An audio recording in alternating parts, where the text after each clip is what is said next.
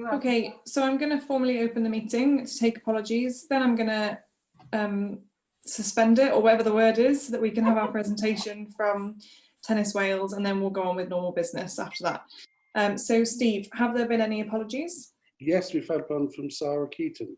Okay. Okay, thank you. And Carrie has written to you, she said. Has she? I haven't seen that. Sorry.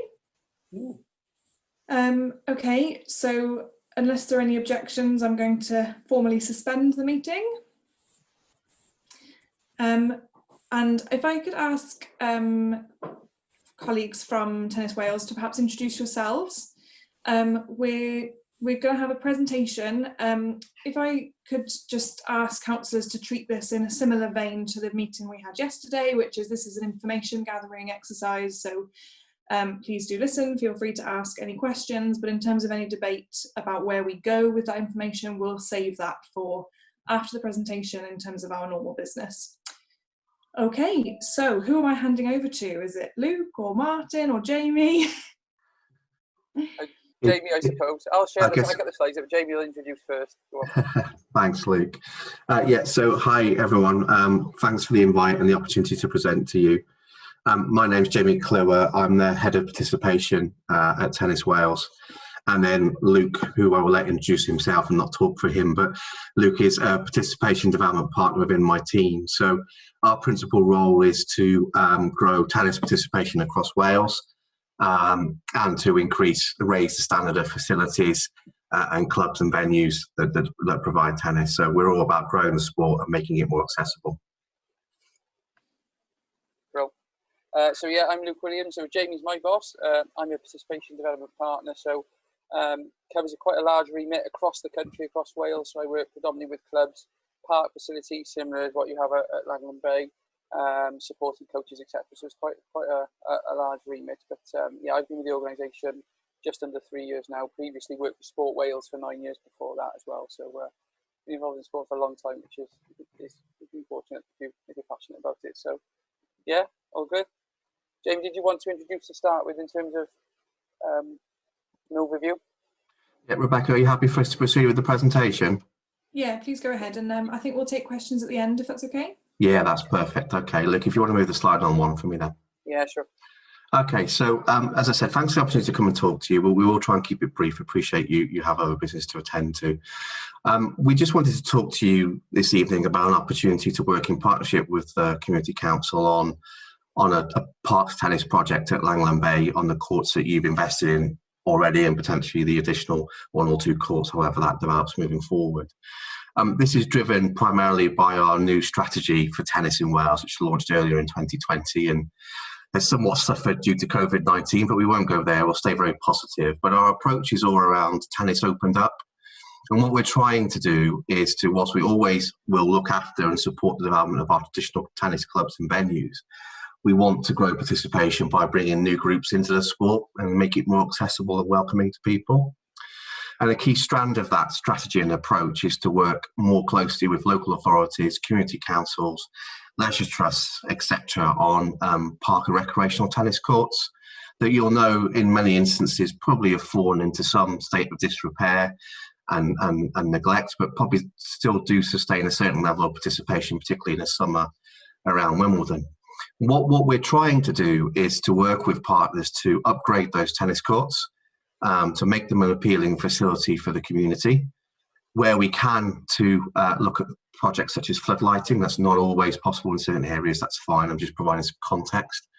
And just to make those courts a more appealing year-round opportunity to play tennis as a first step into the sport to hopefully progress on to being a member of a club or just maybe continue to play locally. So we have a number of priority park projects across Wales, and we have a lot of data from the LTA that sets out kind of latent demand for tennis, and we also have some population profiling that tells us about certain groups of people who are interested in playing tennis. And what we've done is identified a short list of circa 20 sites across Wales that we feel there's significant latent demand for tennis. There's an existing infrastructure of tennis which is very strongly in Swansea that could sustain some extra investment and new projects. And that's kind of where we come to Langland Bay now and discussing this with you. We've identified Langland Bay as an ideal opportunity to look at a pay and play tennis offer, to invest in a gate access system, which Luke will take you through the detail of, and just to raise the profile and participation rates within Mumbles and specifically within Langland Bay. And I think the thing to pick up on here as well is a significant history of tennis at Langland Bay with competitions, etc. And we're very keen to protect that whilst making that facility really quite welcoming and accessible to the local community moving forward. And the last thing I would say is I don't want this to come across as a sales pitch. We're a not-for-profit organisation, and yes, we will be talking about pay and play tennis, but that will be in the context of developing a sinking fund for reinvestment into the tennis courts.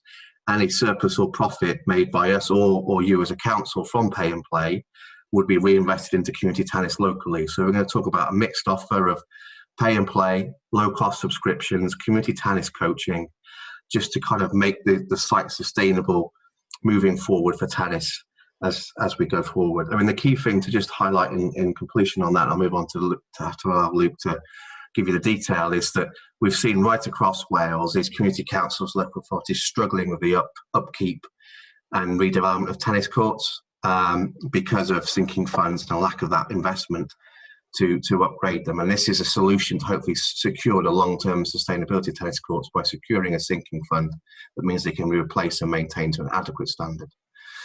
But I'll pass on to Luke and he'll talk you through the detail of the offer and some of the work we've done in Heath Park in Cardiff, which will act as a good kind of exemplar project for you to understand. Well, thanks, Jamie, that's great. So yeah, I'm just going to cover some of the insight really where all this is driven and come from in terms of the LTA insight that we have. So some of our biggest barriers to participation in tennis that people don't know where their closest courts are, they don't know how to book or play on the courts, and they don't know the condition potentially of the court surface as well. And we also know from existing park tennis players that only 16% of players are satisfied with the ability and opportunity to book courts, and just 10% of participants are satisfied with the customer service received at their park tennis facility. So then when questioned about an online booking system and the gate access system, 78% of players in clubs and parks said it was good or a great idea. Nearly half of the park players said it would help them play more often. And 80% of players in parks and clubs said it was easy. It made getting on court a lot easier. The significant part of that is the fact that rather than turning up hoping there's a court available, obviously by having a secure online booking system allowing to guarantee if they had their slot, they would turn up and obviously play and not be left disappointed when they arrived at the venue. And 87% said they were satisfied with the online booking system. So that just gives you a little bit of context into what we're going to talk about. So gate access technology basically allows venues such as yourselves to open up tennis in the community, making you visible, easy to access, to book courts or purchase low-cost subscription season tickets, for example. And there's several easy steps about how people get on a tennis court. So they simply go online to a website, which would be Skatepark as an example. So we could potentially support you guys to set up a Skatepark website for Langland Bay. People simply go to that website, they would go to the booking option, select their time and day when they want to play, make the payment if it's a paid court booking, and then they receive a confirmation email, a code, which they basically turn up at the gate, enter the code, they get access through the gate into the courts, and they go and enjoy their game. It's quite a simple, easy process, all available online, and it's also available as well as the website on a Skatepark app as well, so people can turn up at the venue on their phone and book the court instantly if there was a court available as well. So in terms of what the Tennis Wales offer would be, so we'd be looking to support Mumbles Community Council to apply for funding towards LTA gate access technology, which is estimated around about £10,000 when you include the VAT and installation in terms of fence and alterations, etc. And this would enable you to manage your court bookings and low-cost subscriptions all online. Support you guys to set up the operation of courts using Skatepark booking system, managing membership, contacts database, etc.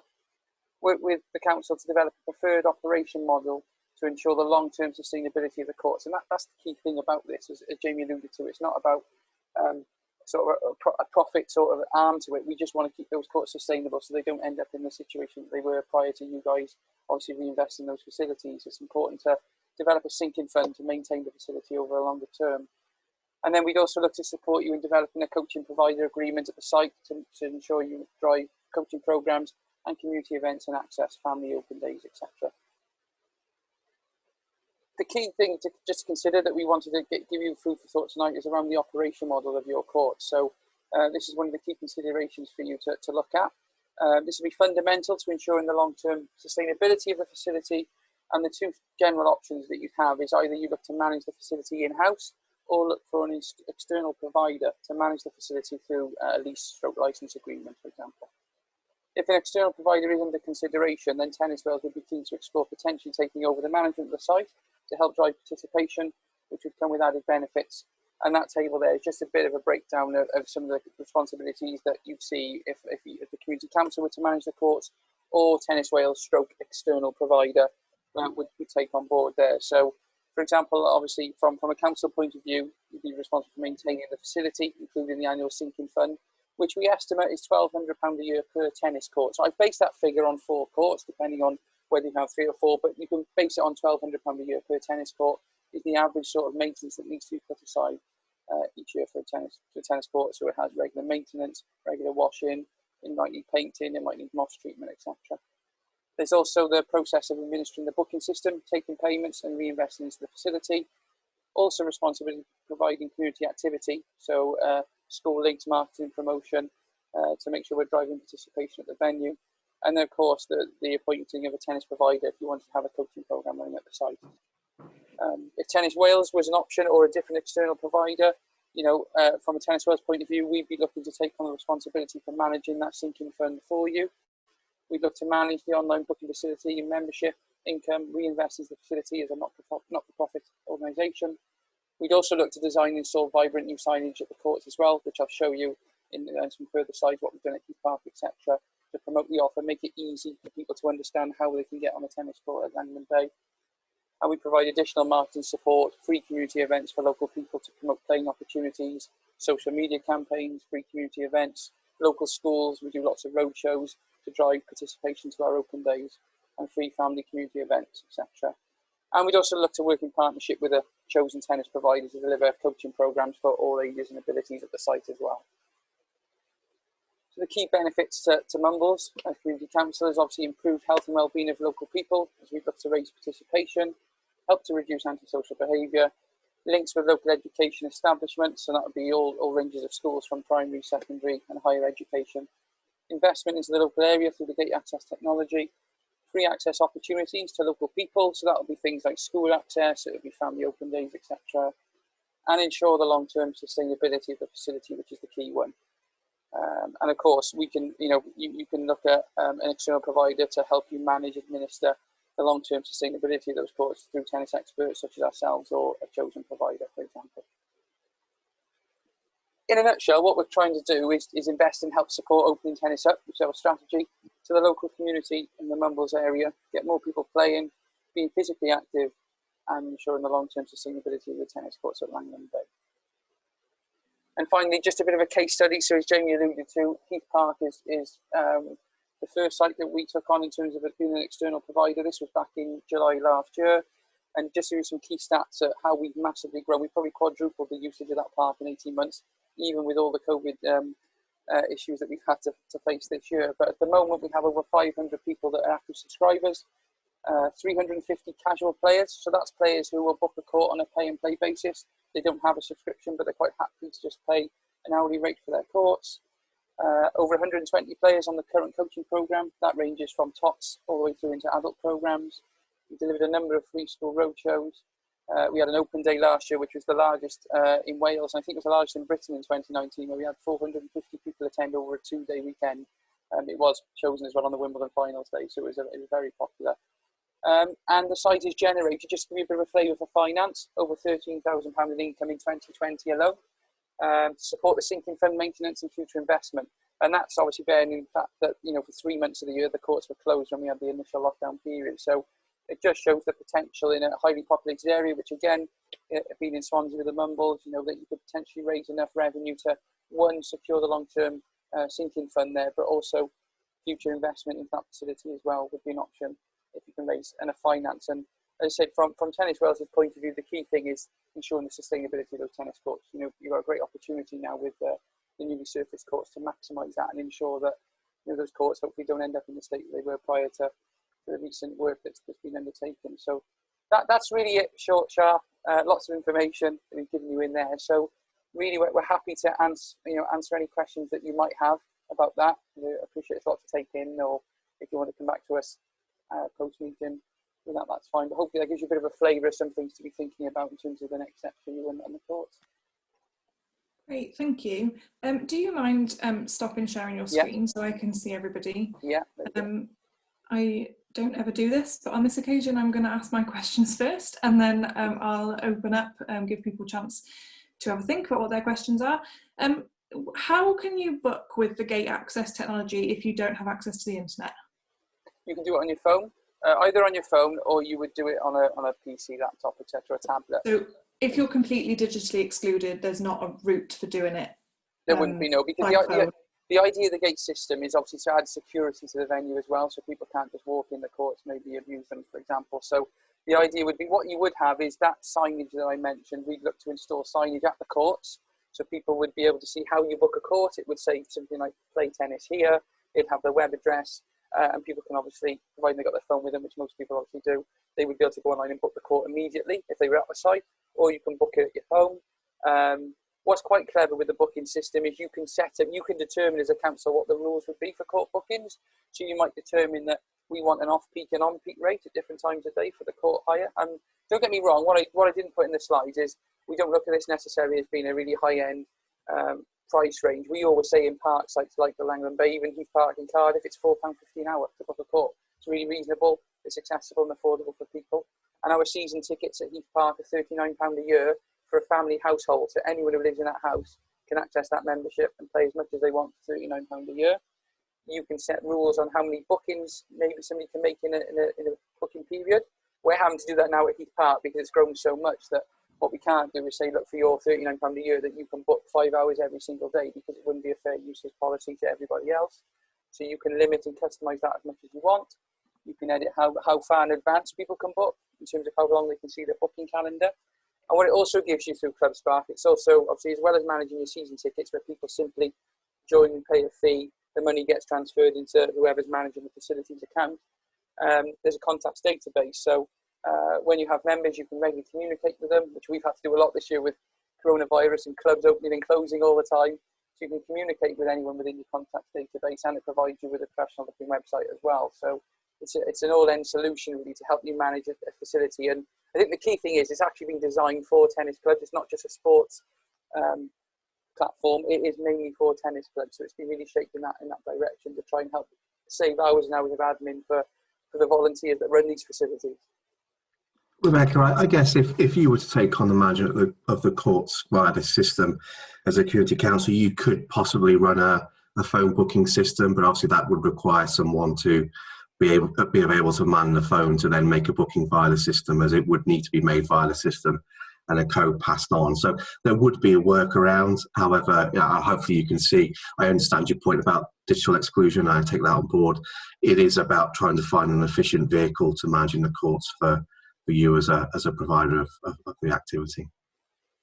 Okay, thanks. And then my second question, I suppose, is connected to what you were just talking about, Luke, which is, so Mumbles Community Council would have the authority, I suppose, to set the rates of how much it would cost. Yeah. Does that apply whether we go down the route of running it ourselves or having an external provider? No, that's whoever would be managing the site, whether it be you or potentially us, for example. Whoever that is would manage the Skatepark website. So we could train you guys on how to use Skatepark for you to manage it if you wanted to. If you felt that you'd rather an external provider manage it because of the extra expertise we can bring to it and drive coaching programs, etc., that's fine. Basically, whoever is running the site would manage the Skatepark website, but we'd obviously be able to train you how to use that effectively, because to be honest, it doesn't really matter either way. We just want it to be effective for you guys to sustain the facility, really. Yeah, sorry, no, my question is more about who determines how much it costs. We would do that in partnership with you, Rebecca. That would be fine. So if we were to take a license, operate the site, we would agree a fee with you. We have a framework by which we work in. Yeah. We would do that in consultation. And then if you did it of yourselves, obviously, then you would set that. There's no issue with that. Yeah.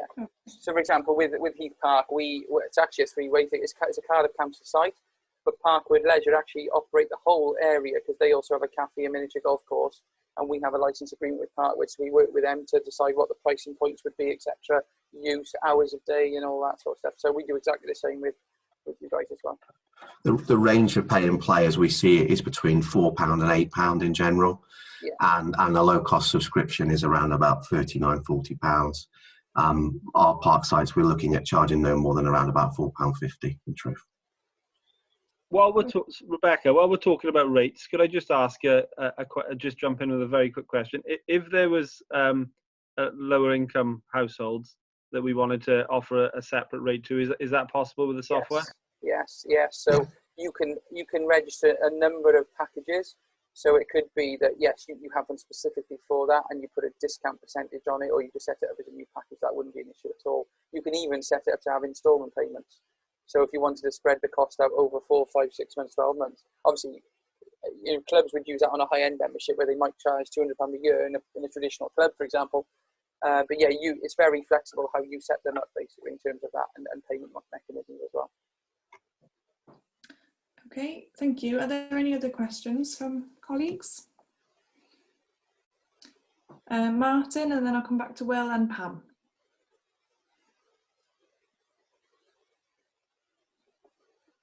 Yeah, just a quick question. You said that we'd be able to work with the council in applying for funding for the numeric access. Is that correct? Who would we be applying to funding for that? The LTA. So we would support you in putting the application forward for that. So we'd have to write a business case for it, and that would just detail the venue information, how many hours a day and courts, etc. you would look to be opening up, and so on. We would submit that to the LTA, and if I'm honest, although we've got to write a business case, I think they look very favourably, because they know full well that Langland Bay is a very much traditional tennis venue. It's got a lot of rich history, but we would work with our partners, the LTA, to try and get that in place for you. Okay, thanks. That's all the question I got. Thanks, Martin. Will? Thanks. Do you mind going to Pam first? My son's just walked in the room wanting something, and Yeah, of course. Pam? My phone doesn't work at Langland Bay. Have you done any research into what networks will actually work? There are only 1 or 2 networks, as far as I know, that will work at Langland Bay. Have you done any research into that?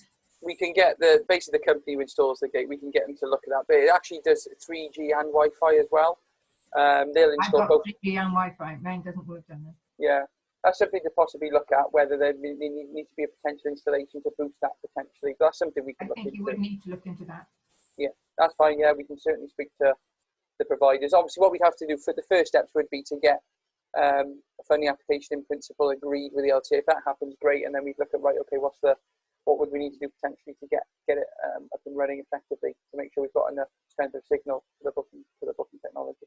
So would we have to pay for any installation that went up to accommodate that?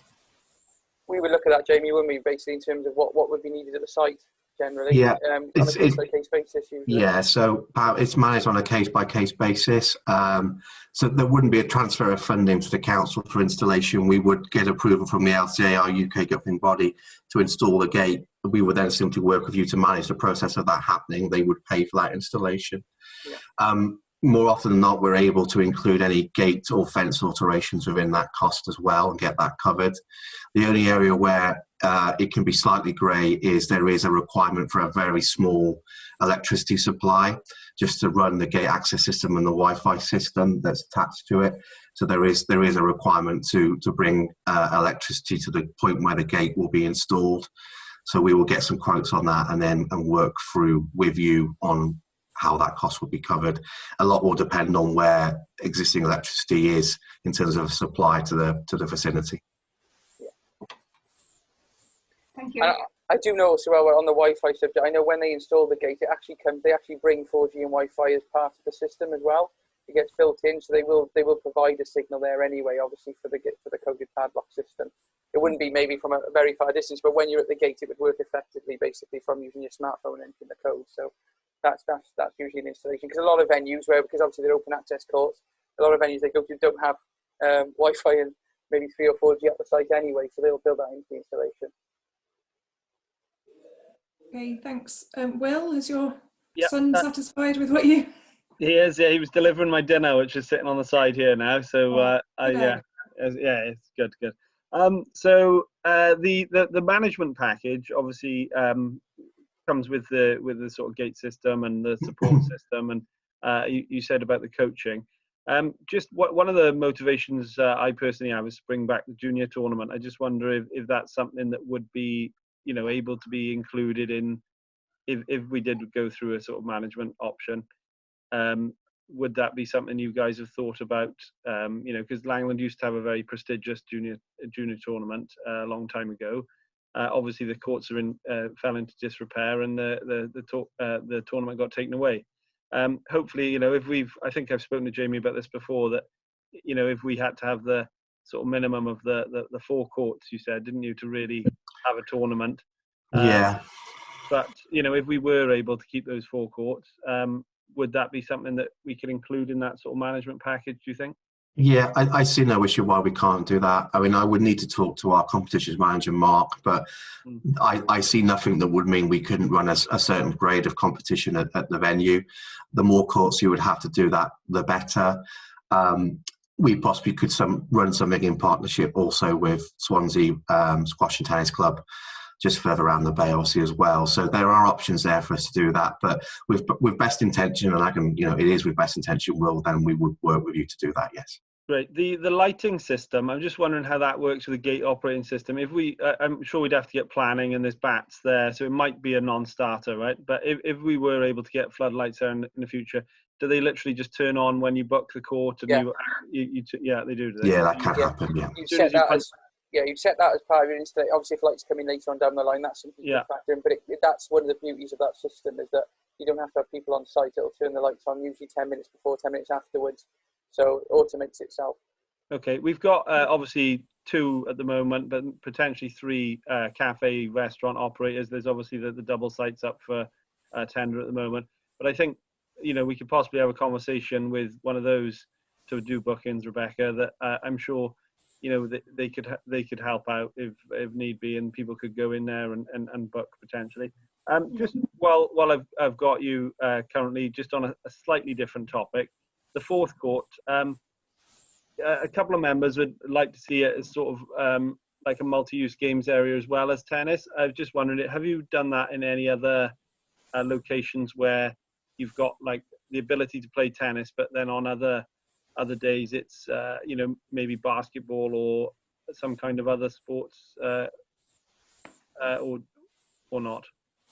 Yeah, those facilities exist. There's a facility in Acre in Monmouthshire that's recently been installed by Community Council, indeed, and it's multi-use. So there are tennis nets there that are up. We have a coaching program running from that site, and then the nets are taken down at certain times because the local rugby and football team use it for training. So that is certainly possible, Will. I think the only thing to factor in here is the profitability of the tennis courts and the gate access system would. Your sound's gone, Jay. Yeah, problems. Jay, your sound's gone. It happens with his laptop sometimes. Turin has gone as well. Yeah, he knows. It happens to him sometimes. He's got gremlins with his laptop. Sorry, I've got a gremlin in my laptop that mutes me without actually muting me. So I don't know how much you heard. In short, what I'm saying is, yes, it can be done.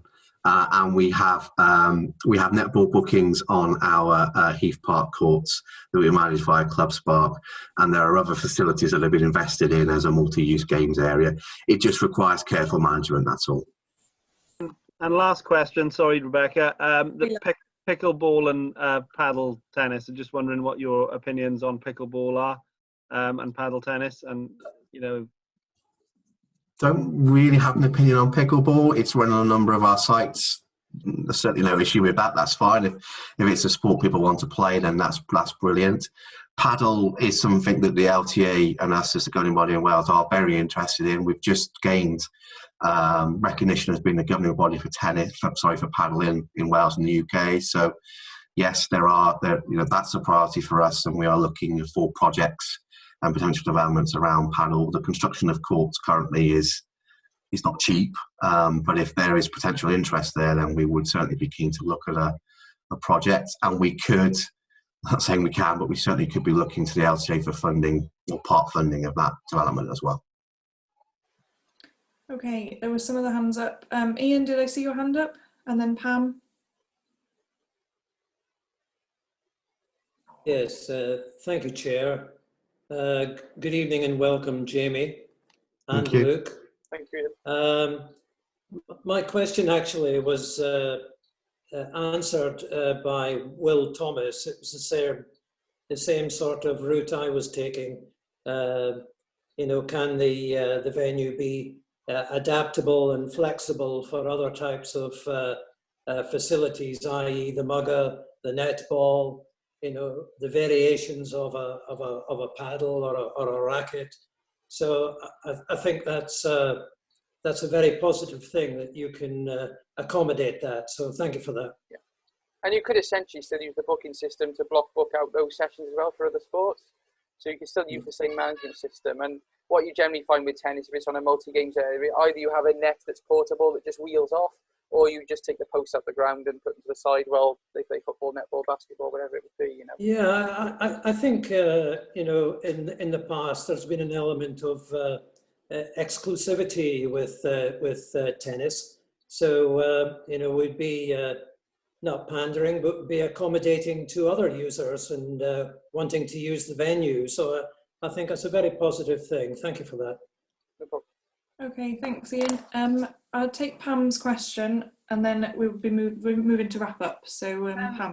It follows on from that actually. If it was a multi-purpose and there were basketball courts there, would the basketball stands be up permanently, or would they have to be put up every time you wanted to play basketball?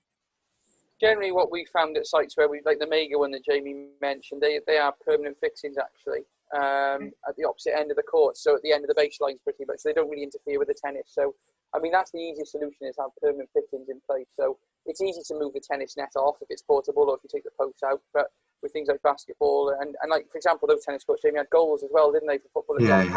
Yeah, cutouts of football goals as well, yeah. Yeah, so, you know, that's probably what you factor that probably into the design of that fourth court, potentially. But yeah, that would be the way to go, definitely, to make it easy for you guys to manage. Thank you. Okay, just before we finish, my last question, which is a bit not related, is that we've discussed in this committee how we kind of launched the fact that the courts have been resurfaced, to use that as a springboard for increased participation. And I just wanted to use this opportunity to get your views on kind of, we were hoping for something in the spring, we'll have to see what happens with COVID, but yeah, whether Tennis Wales would be able to support us with some sort of launch event. Yeah, certainly. The short answer is yes. I would be more than happy to have further discussions on that. I'm conscious of your time now, but in principle, yes. We would probably work with Swansea Tennis Club or the Indoor Tennis Centre to bring some coaching activity down to Langley Bay on the day, and we could talk jointly around how we would market and promote that. Yeah, we'd be really keen, and we certainly would be keen to make a noise about that and the investment, particularly if we were going to work together, which, you know, I understand is for you guys to decide. But regardless of that, yes, we'd certainly be keen to work with you on that. No issue. Great. Okay, in that case, I'll say thanks ever so much for joining us and giving us the presentation. Thank you.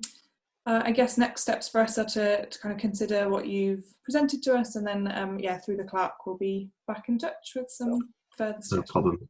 I provided Steve a copy with a spelling mistake in, so we've corrected that. We'll provide you another copy of the slides that can be distributed to members as well. Luke will do that for you. Yeah, no problem. Brilliant. Thanks a lot for your time, everyone. Appreciate that. Thank you. Have a good evening. Thanks a lot. Bye. Bye.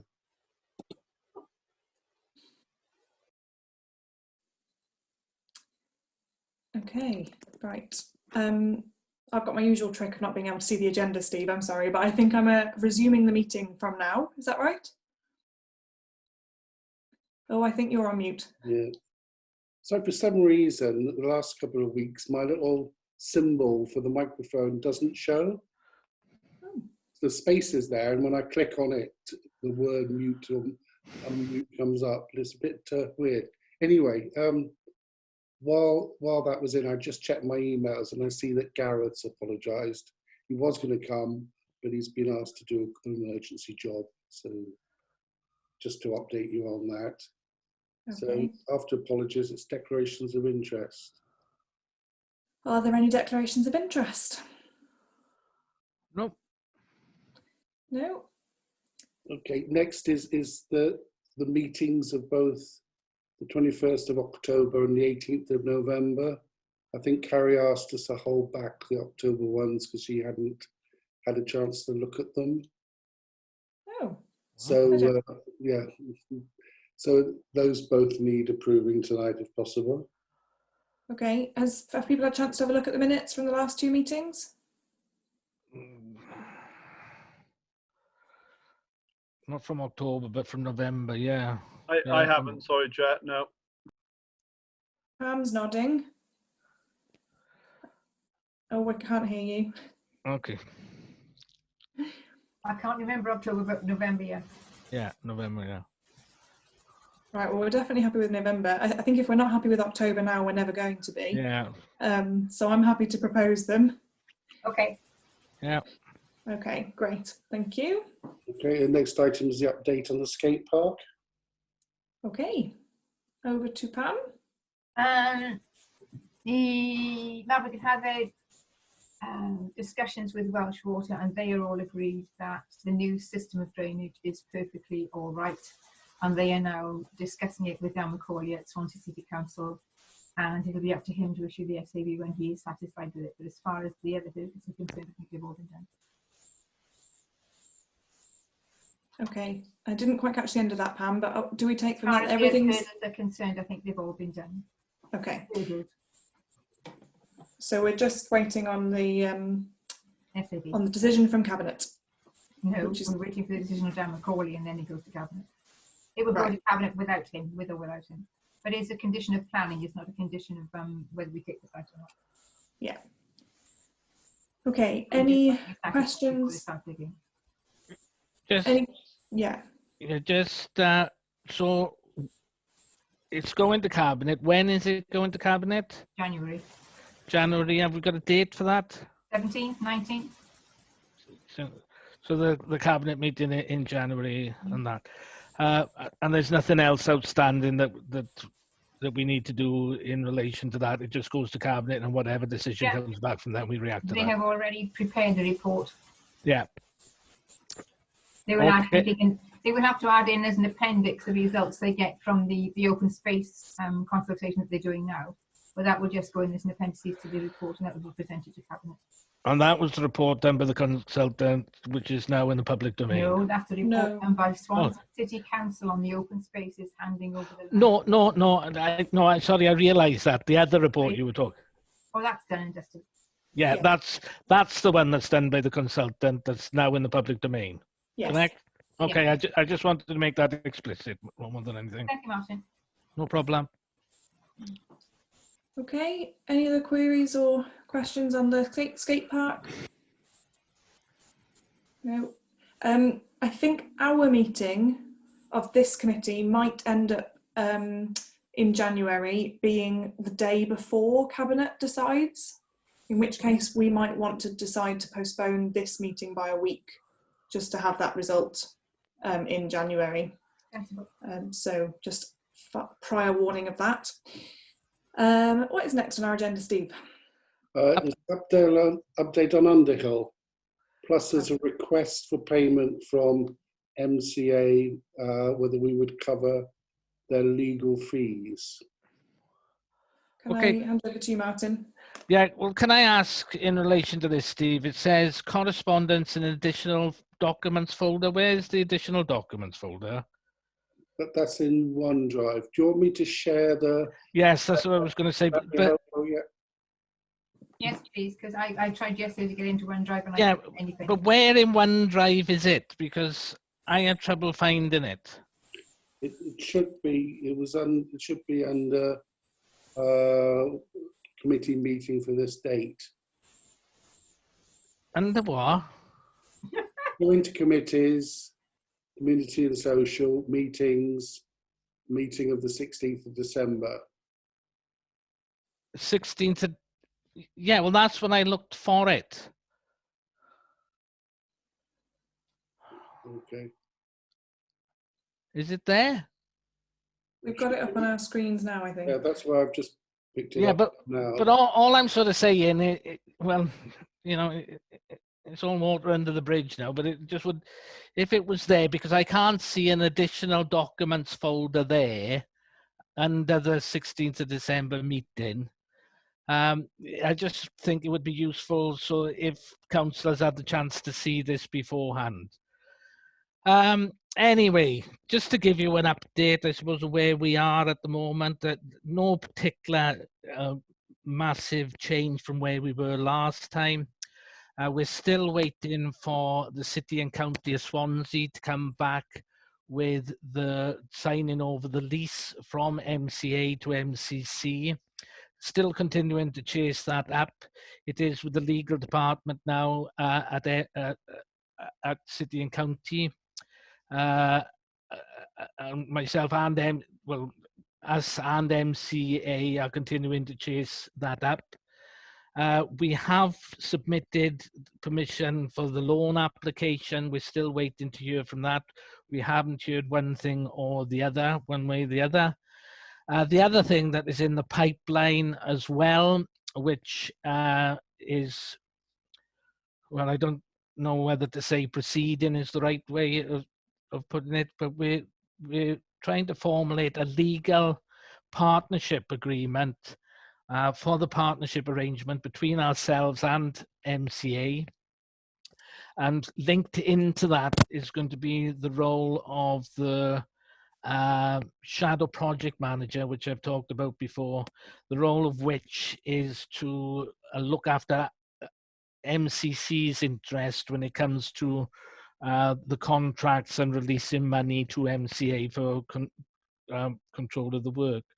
So that's where we are at the moment. We're still waiting to hear from our solicitors, but we haven't had any news one way or the other. As I said, I think I said at the last meeting, we've met with Andrew, who is our shadow project manager. He's met with their project manager. Everything seems to be okay. Everything seems to be in agreement, but we just need to get that in writing in the partnership agreement from our solicitors. And that is a bit of a sticking point at the moment. But when it comes to this other issue now,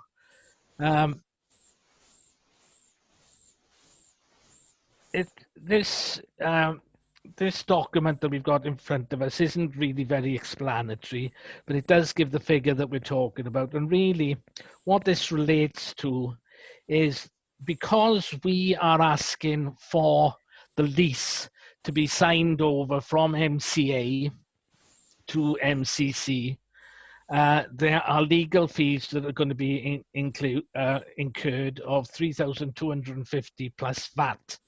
And MCA have requested of us that we pay these legal fees because there's an additional cost which was not forecast because because of the whole sort of, we've gone from them having the lease and this lease and lease back arrangement that they were requesting in the first place to go into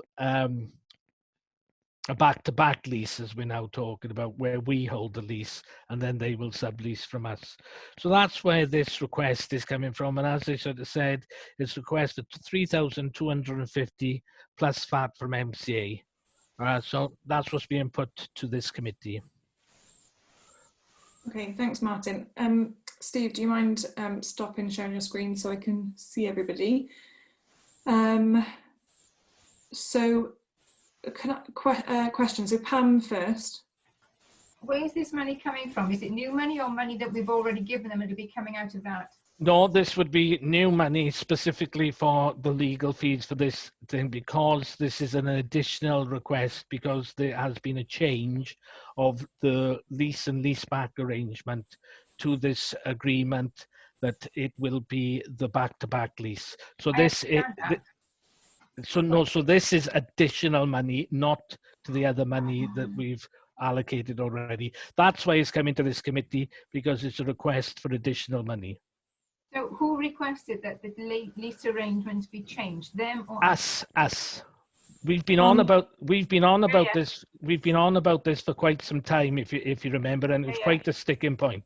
Personally, if you want my take on this, the arrangement that it was before, I really think we would have been on a sticky wicket, particularly when it comes to the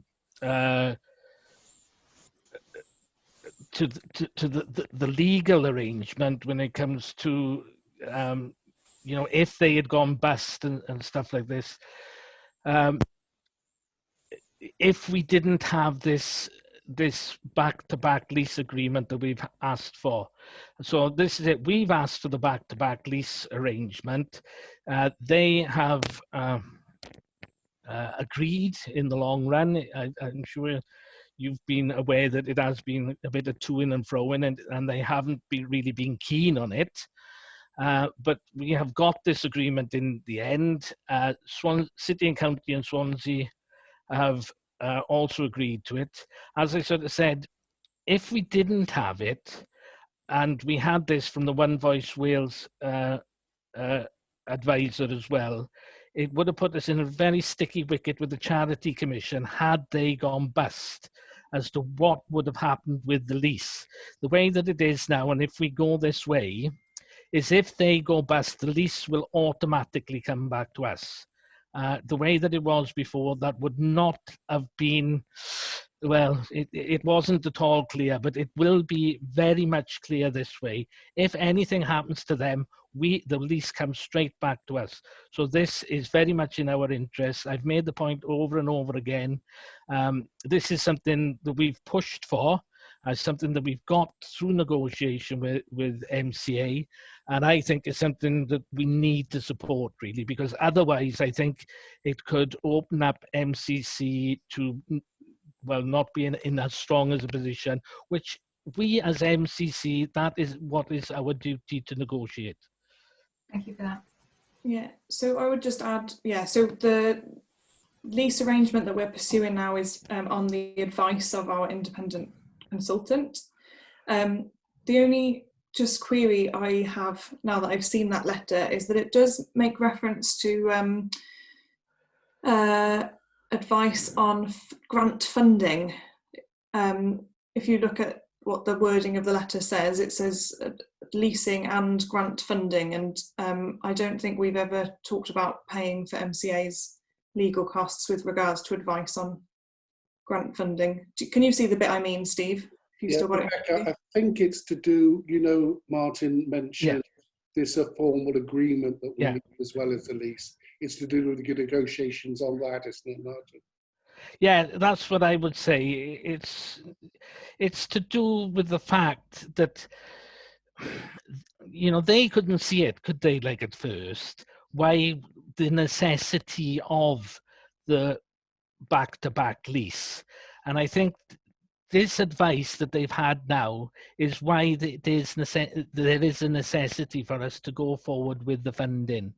Because personally, again, I don't claim to be any expert in this sort of field, but it did come from our One Voice Wales consultant as well, is from their point of view and from our point of view, we would have been on a very sticky wicket, as I sort of said, when it came to applying for funding, if we didn't have that back-to-back lease agreement.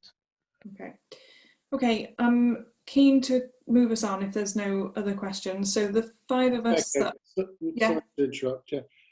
Martin said it's a fresh request for new money, additional money. But if you remember, council agreed to pay up to 1.2 million. That was the level. Is that so? Will we be paying up to 1.2 million, 300 and 200? Do you know what I mean? 3,000, yes. Or will be below that figure? We're just paying up. It's part of the 1.2 million. I was under the impression that all that had been allocated. Excuse me. I was under the impression that all that was allocated. Allocated anyway. So it'd have to come out of our reserves. Yeah, this is an additional request. That's what I'm trying to make clear, as far as I understand it. That's what I was asking. Was it part of the money, or it is brand new money? It's more. No, because all the other money has been allocated, as Will rightly identifies. Okay, So I want to move us to a vote on this proposal, and then the proposal will go to full council to be discussed in January. So to be clear, if we recommend this to full council, then what we are saying is that the total amount available for the Underhill project will be £1.2 million and £3,250. Plus that. Plus that. So can I see votes in favour of putting this through to full council? Okay, that's passed unanimously. Great. Are there any other questions on Underhill that any of us can answer who are on the joint working group? Any question? No? Okay. What's next on the agenda, Steve? It's a nice quick one, this. It was the grant request from Three Cliffs Events. If you recall, you asked me to write to them saying, have they got their grant, which from another body, which was important for it to happen. They've not replied despite 2 emails. So I guess we give them one more chance and put it on the next agenda, and thereafter forget it, do we? Yeah, I think it would be worth maybe writing to them in the new year to say this is your last opportunity to respond, otherwise we will consider your application withdrawn. Yeah, okay, thank you. Next is the grant request from Castle Acre Allotments. Okay, have people had a chance to have a look at this application? Shall I give you a quick summary based on what I remember from me reading it a couple of days ago? Yes, please. I haven't got OneDrive. So I think they're after an amount of £1,000 to contribute to a project which costs in total £5,000. There's a number of things they're wanting to do with that money.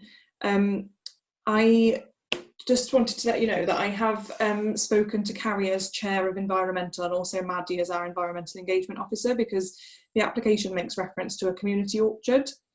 And we were worried that there would be conflict with the community orchard that we're investing in. They're very, very close together. The advice I've had back from Maddie in particular is that they are different because ours is a public community orchard and theirs is not, but that they have committed to enabling access for local schools, for example. So in general, she is supportive. But the other thing I wanted to raise at this juncture really is that so with this, I think, if I can remember off the top of my head, it will be something like £4,500 will have gone to allotments this year in grant money. It might even be more than that. And so I think it's probably timely for us to perhaps have a joint conversation with Environmental about how we have a sort of a more strategic plan about allotments, to have some idea of what money they might need in an upcoming year and how we can be supportive in the round rather than just, random applications coming in as and when. So in terms of the application in front of us, it meets our usual criteria of community benefit and also it not being the full amount of the total cost of the project. But I just wanted to flag to this committee that I think the time is probably right to have a joint conversation. Pam? I think because they do most of the labour manual, they do all the work themselves. I think we should support it because they don't just ask for money, they really get it organised and they get the work done themselves. So we're aiding, we're not just handing over money. I think it's a good thing. Yeah, I should have said as well, for those that have not had a chance to see it, that I think it's 3,000 of the 5,000 is they've successfully applied for grant funding, so they have proactively fundraised elsewhere as well. Yeah. I agree. Any other queries before we move to a vote on this one? Okay, those in favour of recommending to full council? I don't know where Linda's gone. Oh, there she is. Yeah, there she is. That's great. Okay, what's next? It's a grant request from Mumbles Rangers. Ah, right. Do you want to explain, Steve, where we've got to with this? Yes, there's hopefully everyone will have read the explanation from Mike Publieski in the OneDrive. Effectively, they asked for us for a grant this time last year to help them get ready for being part of the new Welsh League that was being launched. And that they needed several things, including barriers around the pitch, new goalposts, and a dugout. In that previous grant for this time last year, they asked us for money for the goalposts, which we gave. And in their explanation on their grant application, it said that they were getting this the other bits that they needed will be being financed by different sources. So you gave the grant on that basis. They've now come in and said they need the money now for the surrounds, and it's a new and you asked as a group for an explanation, or the council did, for what's changed. And Mike Podleski did an email, which I can pop up on the screen if that would be helpful. Yeah.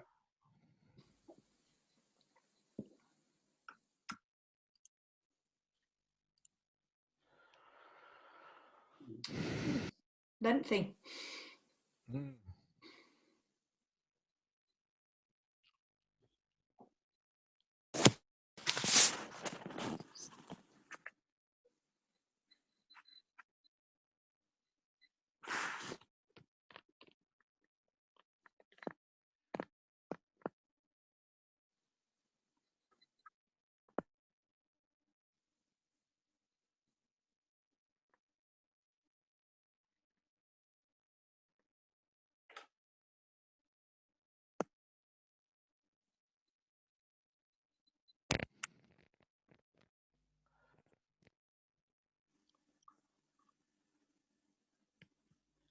Do I take from this, Steve, that Mike's basically saying that they are two separate things? So I understand it. And that they're essentially different projects, if you think of it that way. So the previous grant application wasn't actually contingent on the second bit that we're now looking at, but they've clearly looked for further funding for those other pitch improvements and are now coming back to us with what they've not been able to find. That's how I understand it as well, Chair. And the fact that I think it was the goals or the dugouts were mentioned in the first grant, weren't they? But they weren't they weren't seeking funding for it. It was just mentioned in the first grant. Yeah, I think you've as usual, Rebecca, you've sort of got to the nub of the matter very well and put it very well. So, yeah.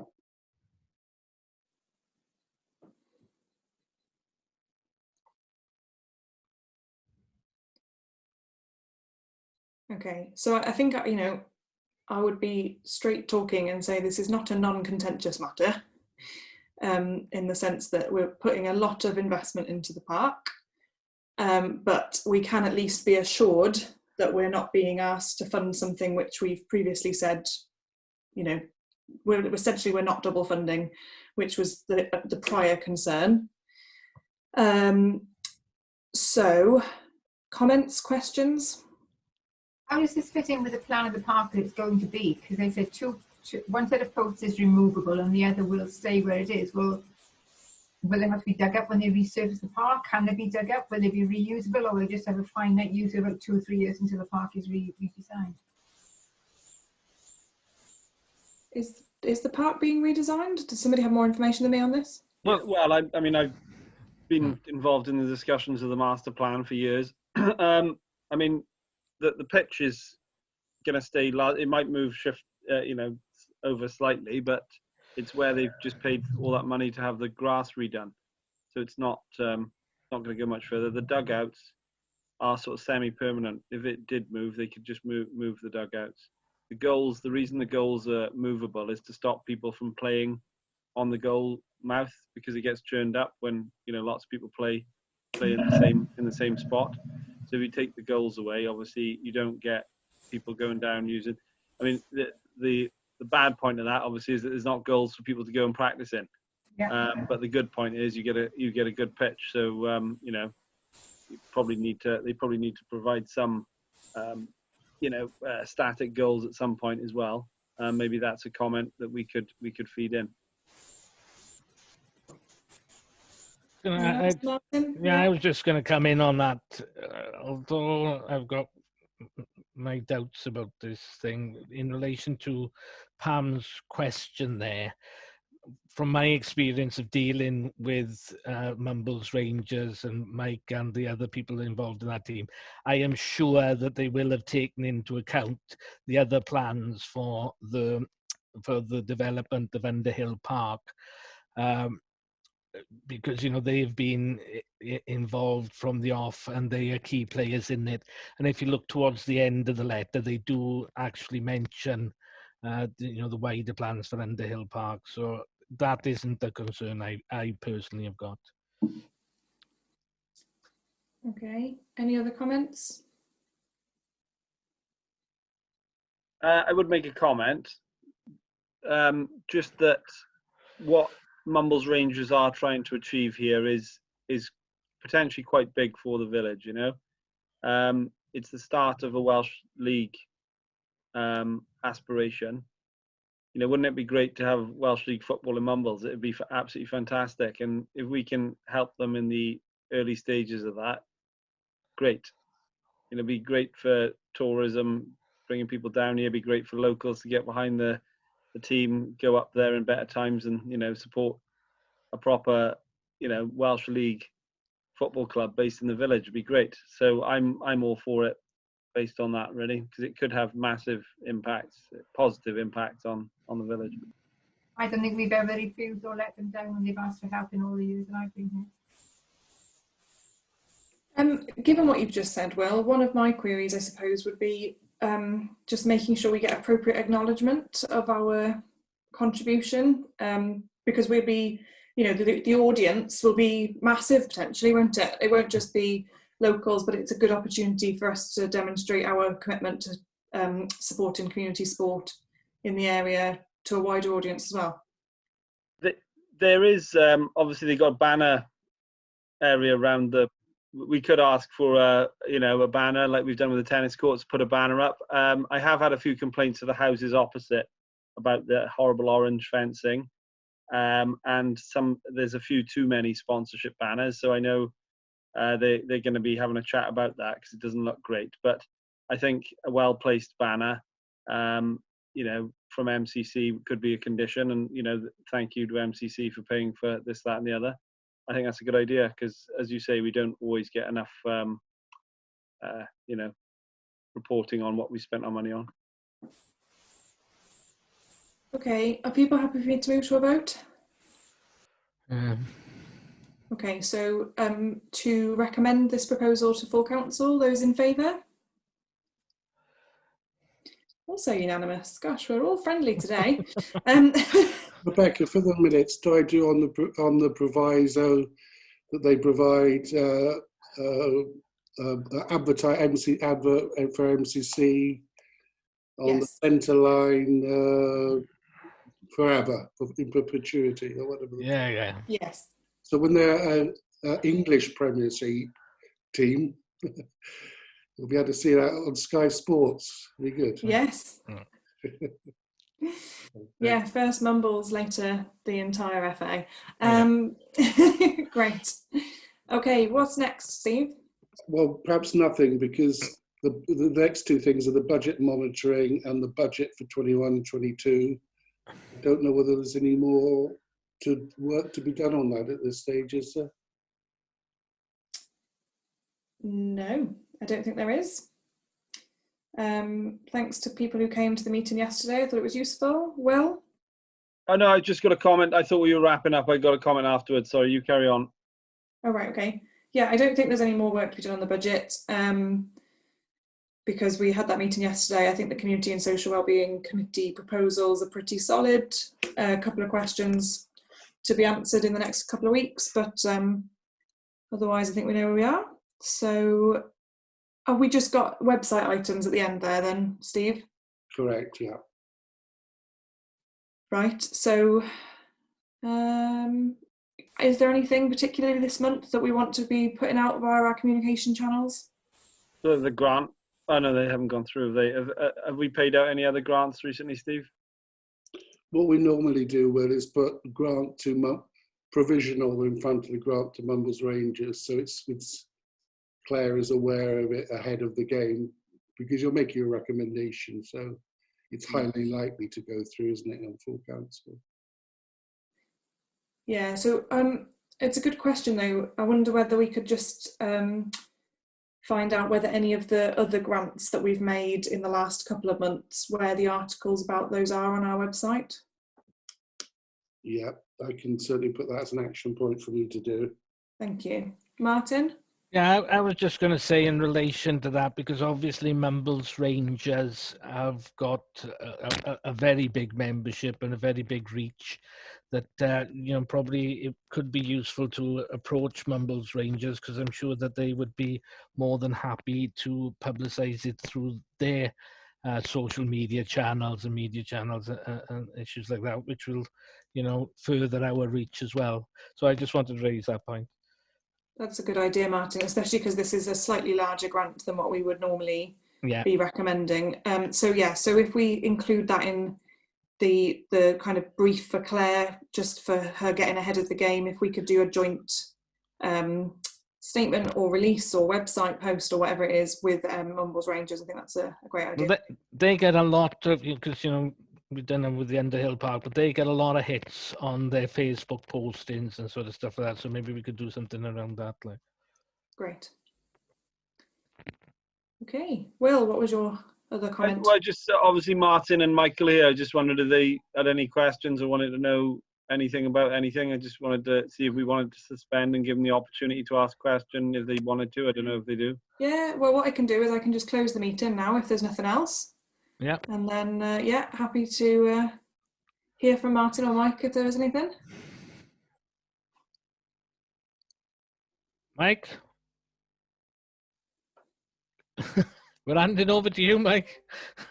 Oh, Martin's left at that point, Will. Scared him off. He ran away.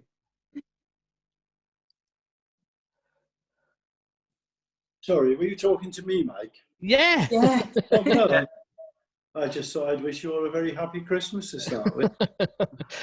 I was interested. I don't know if I can speak about this, about the skate parks. I've mentioned it to all of you, I think, at different points about how we're going to fund it in the future. I know this is off the record, so I just wonder if there's any comments on that, really. Do you mean in terms of funding maintenance and things like that? Yeah. Yeah. Funded in the budget until the year 22-23. I'm not aware of that. Well, we are. So I'm glad you are. Oh, well, that makes it okay then. Are we not prepared to share that, or you cannot share it yet? Cannot share it yet. Yeah, so our budget setting meeting for next year is in January. And so it won't, nothing will be set in stone until that's been passed by full council. Okay, just the point I was making, it was said it would be maintenance free. It's never been maintenance free. It's always been very, very, nobody has ever said it would be maintenance free. There is documentation on your own site as well saying it will be maintenance free. What site? Mumbles Community Council website. I didn't write that.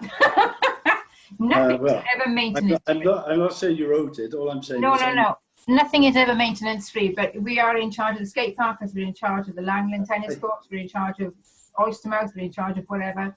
We will maintain whatever's there. We have a duty to do that. It's our patch. No, I totally agree with you. All I'm saying is that when it was sold to everybody in Mumbles, that was one of the statements made, that it would be maintenance free, and also that the precept wouldn't increase because of the skate park. That was the statement made. I'm only asking you if that's true or not. I don't know. I would have to go back 2 or 3 years and look at exactly what was said and who said it. I can forward it. I have got that in my head. Michael, I will come in on that, is that we have undertaken not to increase the precept for next year, right? So that undertaking is being adhered to.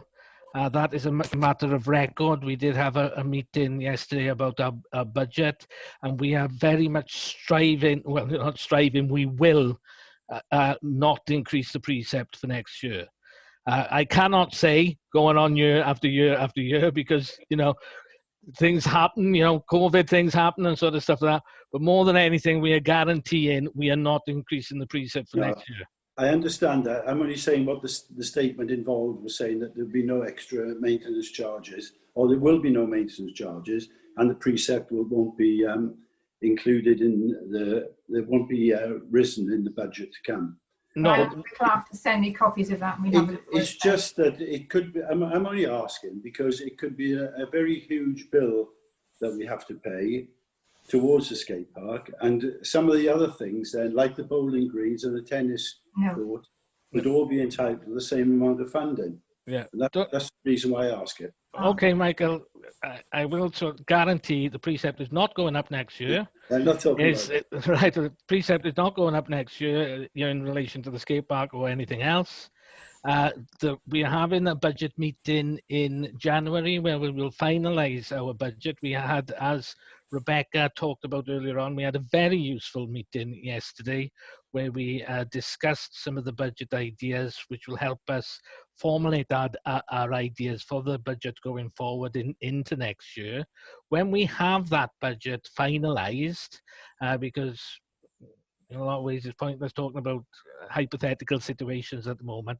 When we have that budget finalised, all the budget headings will be released and publicly available then, and you will be available to see it. I'm sure you've seen in our newsletters previously, we have released everything that is every heading and what exactly the council is spending their money on, because that's what community councils need to do to be open and transparent. Yeah, no, I agree, and it's always been very good. Although there is a problem with the website. Yes, I know that. About that.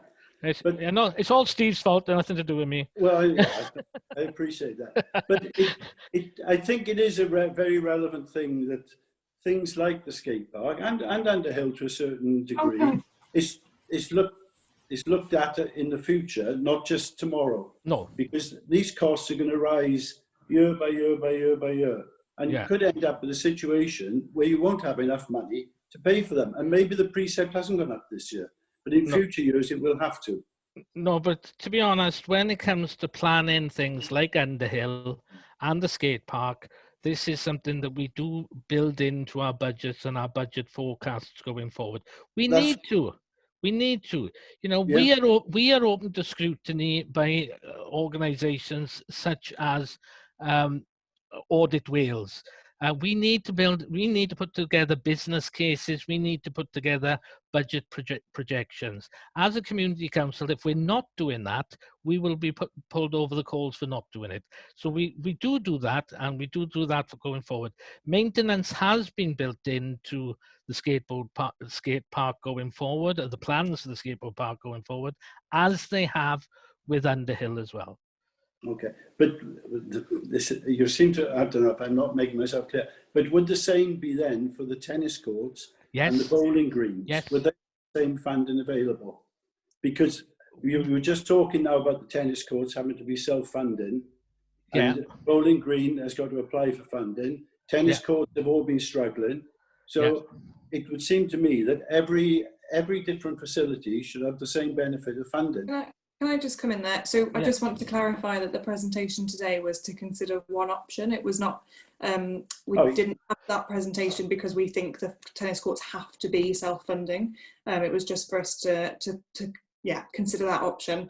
But, you know, in terms of the way we plan the maintenance or the renovation of any of the community facilities in Mumbles, like the ongoing costs, as you say, are always factored in and always considered, because we know, there's no point taking on a project for this year if we can't keep it up.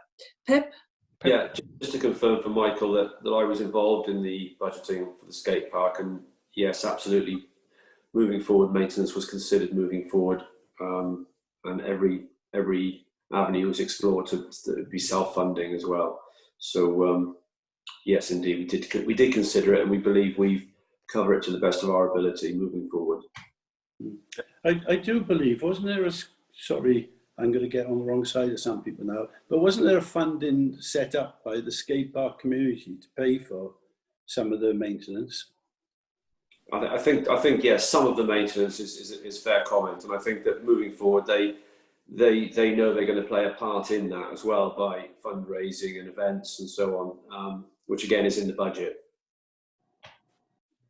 So who would be responsible for that then? Mumbles Community Council, yeah? The skate park funding community of will have will be responsible for their own fundraising.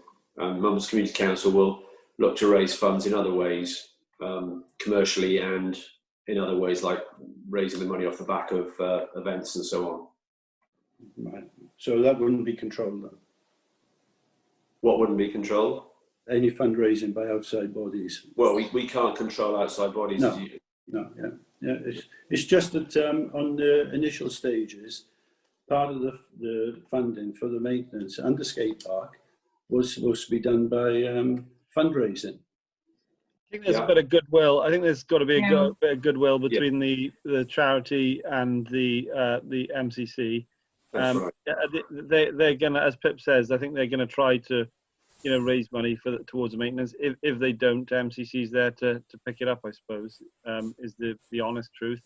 No, that's not correct. They were always setting themselves up to give the pretty things on top of the cake, the icing on the cake rather than the cake itself. So any additional things that they thought that would enhance the skate park and help things, then that's what their funding is for. It's not for basic maintenance, which is our job. It's MCC's job to do that, because we will have the lease. We own the site. We will be in charge of that, as we are with Langland, as we are with Underhill, as we are with the Bowling Green or whatever. Well, no one's ever told. I've never heard that ever before. So first time hearing of that. Well, we haven't even got the lease yet. So until we've got the lease, there's no point in talking about.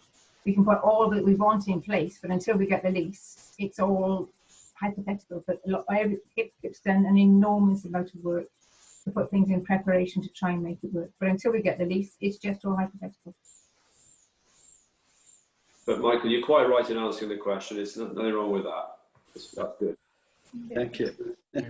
I won't stop asking questions. Absolutely. That's what it's all about, isn't it? Yeah.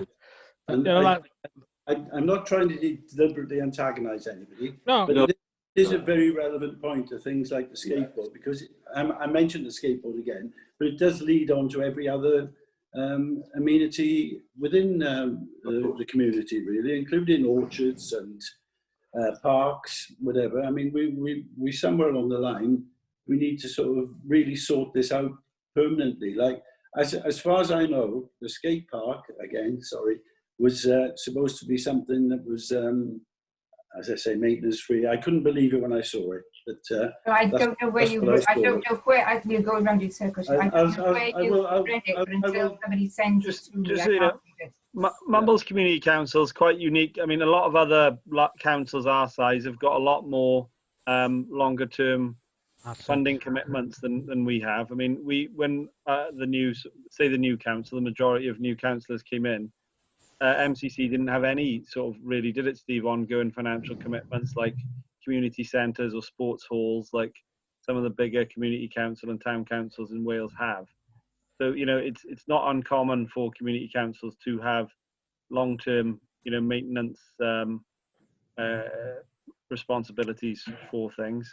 Look at some of the big town councils and community councils in Wales, and most of them subsidise sports halls or community centres or sports facilities of that kind. So that's not uncommon by any means.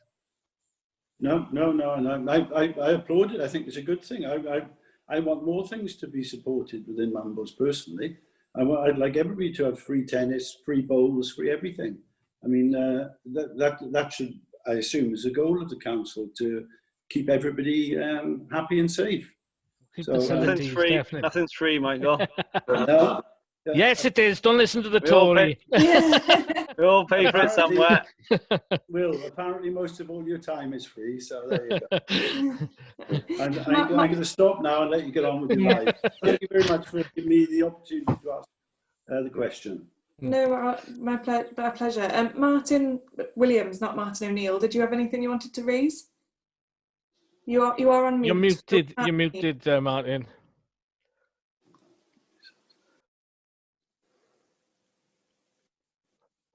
Can you unmute? There we go, you're unmuted. I'm on. Yeah, it was a good presentation. I think it's a good idea. I think it's the way forward to have tennis courts where I book everything online now, and I'm quite old. Yeah, so I think it's going to be the way of the future, and it sounded great. I think it makes sense, and at least we'll keep the courts if it's been run like that. If you could do the same with the bowling green, would be good as well. But I think with that tennis Wales sounds brilliant. And they're going to put the thing back on at Langland as well, the tournament. That sounds good. Did we get that fourth court? Yeah. And yeah, it all sounds good. And if they can use the South End one as well, that's great. It keeps it all going, doesn't it? Yep.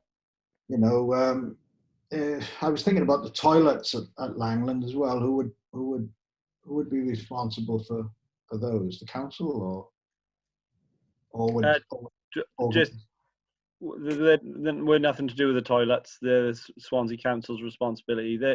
The double tennis court tender that's gone out. Whoever redevelops that has to provide new public toilets as part of the project. So longer term, that should be seen to. Yeah, brilliant. That's sounds good. It's the way forward, really. Maybe about pensioners, maybe they could be free or something like that, and maybe the schools in the area. That could be quite a good move, really. All the primary schools or something, just to start people playing tennis at that young age. And I think you could certainly give schools, couldn't you? I think that's a good idea. Give schools an allotted time per week or something. That would be a good way of doing it. As part of a PE lesson or something. So it wouldn't be like not used. So it'd be part of the curriculum, you know. Good to hear your support, Martin. Yeah. Thank you. Fab. Okay, well, I think I'll wish you all a Merry Christmas, because I probably won't see you now before then. All right. See you in Merry Christmas. Merry Christmas. Make sure that baby doesn't come early now. Yeah, that's it. I've got to get to the 12th of January and then it can come.